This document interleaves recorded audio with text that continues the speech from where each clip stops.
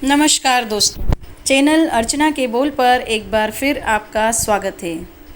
मित्रों, एक प्रचलित कथा के अनुसार महर्षि वाल्मीकि का मूल नाम रत्नाकर था और इनके पिता ब्रह्मा जी के मानस पुत्र प्रचेता थे।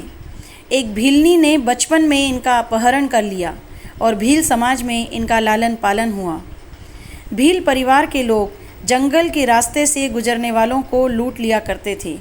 रत्नाकर ने भी परिवार के साथ डकैती और लूटपाट का काम शुरू कर दिया, लेकिन ईश्वर ने इनके लिए कुछ और ही सोच रखा था। एक दिन संयोगवश नारद मुनि जंगल में उसी रास्ते से गुजर रहे थे जहां रत्नाकर रहते थे।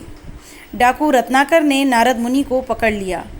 इस घटना के बाद डाकू रत्नाकर के जीवन में ऐसा बदलाव आया कि वह डाकू से महर्षि बन गए।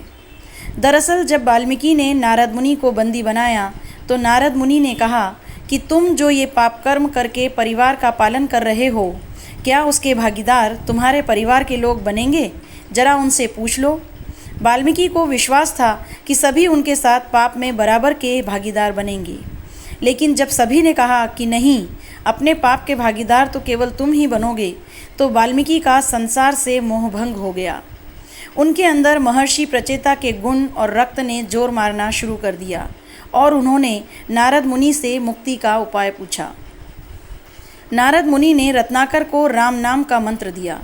जीवन भर मारो काटो कहने वाले रत्नाकर के मुंह से राम नाम निकल ही नहीं रहा था।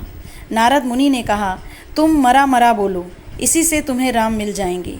इस मंत्र को बोलते बोलते रत्नाकर राम में ऐसे रमे कि तपस्या में कब लीन हो गए और उनके शरीर पर कब दीमकों ने बाबी बना ली, ये उन्हें पता ही नहीं चला।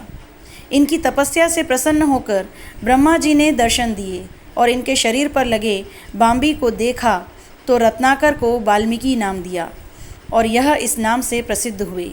ब्रह्मा जी ने इन्हें रामायण की रचना करने की प्रेरणा दी। इन्हीं के आश्रम में देवी सीता ने अपने दोनों पुत्रों लव और कुश को जन्म दिया था।